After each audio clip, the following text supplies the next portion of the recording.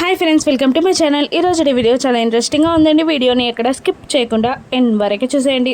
మిత్ర ఇంటికి రాలేదని లక్కీ డల్గా ఉండడం చూసిన జున్ను లక్కీని ఎలాగైనా నవ్వించాలి అని ట్రై చేస్తూ లక్కీని గేమ్స్ ఆడుకుందాం పదా అని అంటున్నా కూడా లేదు డాడీ ఇంకా రాలేదు, నాకు చాలా భయంగా ఉంది అని లక్కీ అంటూ ఉంటుంది. ఈ మాత్రం దానికి టెన్షన్ పడాలా, అవసరం లేదు, కానీ మనం గేమ్స్ ఆడుకుందాం పదా అని మళ్ళీ జున్ను అంటుండగా సైలెంట్గా ఉండిపోతుంది లక్కీ. అప్పుడే సంజన వచ్చి వాళ్ళిద్దరిని గమనిస్తూ ఉంటుంది. సరే నీకు ఒక జోక్ చెప్పనా అని అంటూ జున్ను ఒక జోక్ని లక్కీకి చెప్పగా లక్కీ మాత్రం నవ్వదు. ఏంటి నీకు జోక్ నచ్చలేదా, సరే మరొక జోక్ చెప్తాను అని అంటూ మరొక జోక్ని కూడా జున్ను చెప్పగానే ఇక ఆ జోక్కి కాస్త నవ్వినట్టు ఫేస్ పెట్టగానే అదిగో అదిగో నీకు నవ్వొస్తుంది అని జున్ను అనేస్తాడు. దాంతో పక్కున నవ్వేస్తుంది లక్కీ. అలా వాళ్ళిద్దరూ మాట్లాడుకుంటూ లక్కీ డల్గా ఉండకుండా చూస్తాడు జున్ను.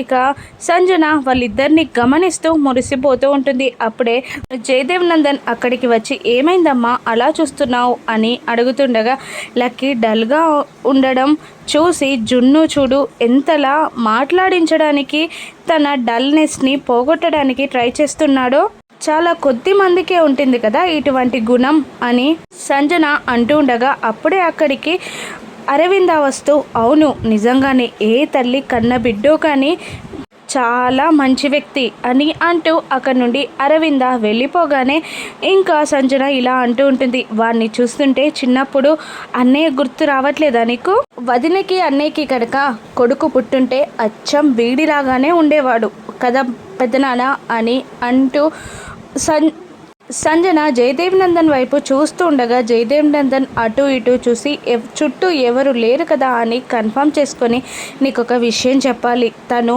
మేమిత్ర అన్నయ్య కొడుకే అని అంటూ లక్ష్మి జీవితంలో జరిగిన సంఘటనలన్నీ వివరించగానే ఏంటి అవునా నిజమా, వాడు మా అన్నయ్య కొడుకా అంటే వదిన బ్రతికే ఉంది, ఇంతకుముందు నేను చూసింది వదిననే కదా అని అంటుండగా నవ్విస్తూ కానీ మీ వదిన ఐడెంటిటీని కొన్ని విషయాల వల్ల దాచిపెట్టాం, నువ్వు ఎవరికి చెప్పకూడదు అని అనగానే అలాగే అంటుంది సంజన. జయదేవ్ నందన్ అక్కడి నుండి వెళ్ళిపోతారు. ఇక లక్కీ జున్ను మాట్లాడుకుంటూ అటువైపుగా వెళ్తూ ఉండగా వెళ్తున్న జున్నుని ఆపి బుగ్గలపైన ముద్దులు పెడుతూ ఉంటుంది సంజన.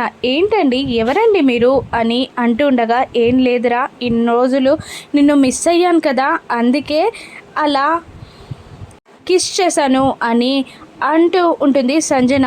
మీరెవరండి నన్ను మిస్ అవ్వడానికి అని మళ్ళీ జున్ను అడుగుతుండగా అవన్నీ నీకు ఇప్పుడు తెలియవురా, తెలియాల్సిన టైం వచ్చినప్పుడు ఖచ్చితంగా తెలుస్తుంది అనగానే ఏమో నాకు అర్థం కావట్లేదు అని అంటూ జున్ను అక్కడి నుండి వెళ్ళిపోతాడు. ఇక ఆనందంగా చూస్తున్న సంజనకి మొబైల్ రింగ్ అవుతుంది అంటూ అరవింద తెచ్చిస్తుంది. మీ ఆయన అని అనగానే హలో అంటూ మాట్లాడుతూ ఉంటుంది సంజన. అవునా వస్తున్నాను, బయలుదేరుతున్నాను ఇప్పుడే అని సంజన అనగానే ఏమైంది అని అరవింద అడుగుతూ ఉంటుంది. కాన్ఫరెన్స్ మీటింగ్కి ఆయన ఢిల్లీ వెళ్ళాలి, ఏరోప్లేన్కి టైం అవుతుంది, నేను కూడా వెళ్తాను అని అంటూ అక్కడి నుండి సంజన బయలుదేరిపోతుంది.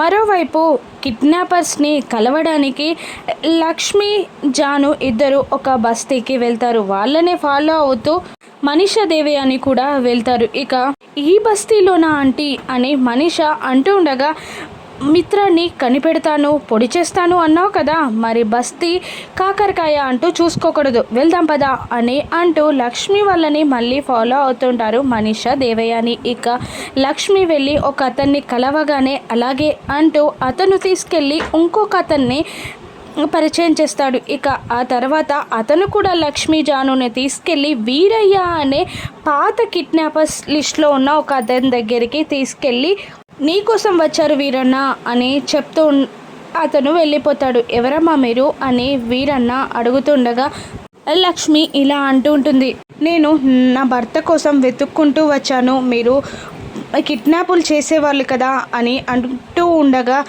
పాతకాలంలో కిడ్నాపులు చేసేవాన్నమ్మా, కానీ అన్నీ మానేసి ఇప్పుడు సాధారణ జీవితం గడుపుతున్నాను అని వీరన్న చెప్పగానే నాకు తెలుసండి. అందుకే మిమ్మల్ని వెతుక్కుంటూ వచ్చాను. కానీ నా భర్తని ఎవరు కిడ్నాప్ చేశారో మీరే కనిపెట్టాలి అని లక్ష్మి అంటుండగా, నా వల్ల ఎలా సాధ్యమమ్మా అని అంటూ ఉంటాడు వీరన్న.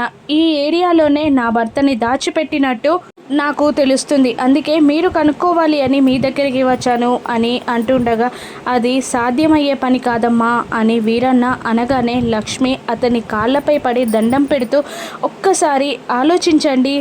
ఒక ఆడదాని జీవితంలోని సర్వస్వం అనుకున్న భర్త వెళ్ళిపోగానే తన జీవితం ఎలా అవుతుందో మీకు తెలియంది కాదు. నా భర్తే నా సర్వస్వం. ఇప్పుడు నా భర్త కిడ్నాపర్స్ దగ్గర ఉన్నాడు. ఆయనకి ఏదన్నా జరిగితే నేను కూడా బ్రతకలేను. మీరే నా భర్తని కాపాడాలి. నా భర్త ఎక్కడున్నారన్నది మీరే కనిపెట్టి చెప్పాలి అని అంటూ ఉంటుంది లక్ష్మి. అలాగేనమ్మా, కానీ ఎక్కడున్నాడు అన్నది మాత్రమే చెప్తాను. వాళ్ళ నుండి నేను విడిపించలేను అని అంటుండగా, ఆ మాత్రం చాలు, నా భర్తని నేను కాపాడుకుంటాను అని లక్ష్మి అంటూ ఉంటుంది. మీ ఫోన్ నెంబర్ ఇచ్చి వెళ్ళండి, తెలిసాక కబుర్ చేస్తాను అని వీరన్న అనగానే, అలాగే అంటూ లక్ష్మి ఫోన్ నెంబర్ ఇచ్చి అక్కడి నుండి వెళ్ళిపోతుంది. ఇక మనీషా దేవయాని మళ్ళీ మాట్లాడుకుంటూ ఉంటారు. చూసారా, తను లక్ష్మి కాబట్టే అలా కాళ్ళపై పడి దండం పెట్టింది అని అంటుండగా, అవును, నాకు కూడా అప్పుడప్పుడు అలాగే అనిపిస్తుంది, వెళ్దాం పదా అని అంటూ మళ్ళీ ఫాలో అవుతూ ఉంటారు. మరోవైపు రాత్రి కాగానే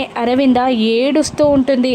జయదేవ్ నందన్ వచ్చి, నువ్వు కాస్త అన్నం కూడా తినలేదు, ఏదైనా తిందు పదా అని అంటూ ఉండగా, మిత్ర ఆచూకీ ఏమైనా తెలిసిందా అని అడుగుతూ ఉంటుంది. లేదు అని అంటూ ఉండగానే అక్కడికి సంయుక్త వస్తుంది. ఏంటమ్మా, మిత్ర ఆచూకీ ఏమైనా తెలిసిందా అని అంటుండగా, లేదు, ఏం తెలియలేదాంటీ అని సంయుక్త చెప్తూ ఉంటుంది. మీరేం టెన్షన్ పడకండి, మేము మిత్ర గారిని ఎక్కడున్నా పట్టుకుంటాం అని లక్ష్మి అంటున్నా కూడా, ఎలా పట్టుకుంటారమ్మా, వాడు ఎక్కడున్నాడో తెలియదు. ఓవైపు గండం ముంచుకొస్తుందని దీక్షితులు గారు చెప్తున్నారు, వాడి ఆచూకీ తెలియట్లేదు, నాకు బాధగా ఉంది అని ఏడుస్తూ ఉండగా లక్ష్మి కూడా బాధపడుతూ ఉంటుంది. ఇక దీక్షితులు గారు చెప్పిన మాటలని గుర్తు తెచ్చుకొని, ఒక్క మార్గం ఉంది, వరలక్ష్మి వ్రతం అని అనగానే లక్ష్మి షాక్ అవుతూ ఉంటుంది. ఇక నందన్ కుటుంబం కోడలు వరలక్ష్మి వ్రతం చేస్తే, మిత్ర భార్య ఆ వ్రతాన్ని చేస్తే మిత్ర గండం నుండి బయటపడతాడట. కానీ లక్ష్మి ఎక్కడుందో తెలియదు అని అంటూ అక్కడి నుండి బాధగా వెళ్ళిపోగానే, అవునమ్మా, మీ అత్తయ్య గారు చెప్పింది నిజమే అని అంటూ ఉండగా, ఎలా మామయ్య అని అడుగుతూ ఉంటుంది లక్ష్మి. ఇక గుళ్ళో నేను అన్ని ఏర్పాట్లు చేశాను, నువ్వేం టెన్షన్ పడకమ్మా అని అంటూ ఉంటాడు జయదేవ్ నందన్. ఇప్పుడు మిత్ర గారిని వెతికే పనిని వదిలిపెట్టి వ్రతం అంటే కష్టమేమో, ఇంట్లో వాళ్ళకి తెలిస్తే ఎలా అని అడుగుతుండగా, ఎవరికీ తెలియకుండా నేను చూసుకుంటాను, దీక్షితులు గారు ఒక్కసారి చెప్పారంటే అది జరిగి తీరుతుందమ్మా, నువ్వు ఒక్కసారి ఆలోచించు అని అనగానే, సరే మామయ్య అలాగే అంటుంది లక్ష్మి. ఇక తెల్లవారిపోతుంది. జయదేవ్ నందన్ లక్ష్మిని తీసుకొని గుడికి వెళ్తారు. అక్కడ దీక్షితులు గారు, వచ్చావా అమ్మా అని అంటూ ఉండగా, ఏమీ అర్థం కావట్లేదు, ఒకవైపు మిత్ర గారిని వెతకాలనే బాధ్యత నాపై ఉంది, అటువంటప్పుడు నా ధ్యానాన్ని అమ్మవారి మీద పెట్టి ఎలా పూజ చేయగలను అని లక్ష్మి అంటూ ఉండగా, దీక్షితులు గారు, సీతమ్మ వారికి ఉన్న కష్టాలన్నీ నీ జాతకంలోనే ఉన్నాయమ్మా, అటువంటి అవరోధాలన్నీ నువ్వు దాటుకొని వచ్చావు, ఈసారి కూడా మిత్రాన్ని నువ్వే గండం నుండి కాపాడగలవు అని అంటూ ఉండగా, ఇక జయదేవ్ నందన్ ఎలా మామయ్య అని అంటూ ఉండగా, అన్ని అవరోధాలను దాటుకొని నిలబడ్డ నీకు ఇది పెద్ద పరీక్ష కాదమ్మా, వెళ్ళు అని అంటుండగా, అలాగే మామయ్య, ఆ అమ్మవారి దయే అని అంటూ ఉంటుంది లక్ష్మి. వెళ్ళి కోనేట్లో స్నానం చేసి 5 ముత్తైదువుల దగ్గర ఆశీర్వాదం తీసుకొని 5 ముత్తైదుల కాళ్ళకు పసుపు రాసాకే వ్రతాన్ని మొదలు పెట్టాలి అని అనగానే, అలాగే పంతులు గారు అంటూ లక్ష్మి కోనేరుకు వెళ్తుంది. మరోవైపు మనీషా సంయుక్త కోసం ఇల్లంతా వెతుకుతుండగా, ఏమైంది అని దేవయ్యని అడుగుతూ ఉంటుంది. ఇక సంయుక్త ఎక్కడికి వెళ్ళింది, పట్టుకొని మిత్రాన్ని కాపాడిన క్రెడిట్ మన అకౌంట్లో వేసుకుందాం అనుకున్నాం కదా అని మనీషా అంటుండగా, అయ్యో మర్చిపోయాను అని దేవయ్యని అంటూ ఉంటుంది. ఇక అందుకే నేను మిమ్మల్ని నమ్మంది ఇప్పుడు లక్ష్మి పైన ఆధారపడాల్సి వచ్చింది. నా ప్రయత్నం నేను చేసినా బాగుండేది అని మనీష అంటుండగా, ఆగు అరా కూడా మెదడుతో ఏం ఆలోచిస్తావులే అని అంటుండగా గుడికి వెళ్ళడానికి అరవింద రెడీ అయ్యి కిందికి రాగానే ఎటు వెళ్తున్నావక్క అని అడుగుతూ ఉంటుంది దేవయాని. మనసు బాగాలేదు, గుడికి వెళ్తున్నాను అని అంటూ సంయుక్త ఎక్కడ అని దేవయాని అడగగానే నాకు తెలీదు, ఆయన వివేక్ కూడా కనబడట్లేదు, మిత్ర కోసం వెతకడానికి వెళ్ళారేమో అని అరవింద అంటూ ఉంటుంది. ఇక ఇప్పుడు ఆ సంయుక్తని ఎలా వెతకడం ఆంటీ అని మనీష దేవయానిని అడగగానే ఆలోచిస్తూ ఉంటుంది. మరోవైపు స్నానం చేసి వస్తుంది లక్ష్మి. ఇక గుళ్ళో ఉన్న 5 ముత్తైదువులను తీసుకురమ్మని దీక్షితులు గారు అంటూ ఉంటారు. ఇక లక్ష్మి తీసుకొచ్చే 5 ముత్తైదువుల్లో అరవింద ఉంటుందా? ఇక అరవింద గుళ్ళో వ్రతం చేస్తున్న లక్ష్మిని చూస్తుందా? లక్ష్మి సంయుక్త ఒక్కరే అని తెలుసుకుంటుందా? రాను ఎపిసోడ్స్లో చూద్దాం. Thank you for watching.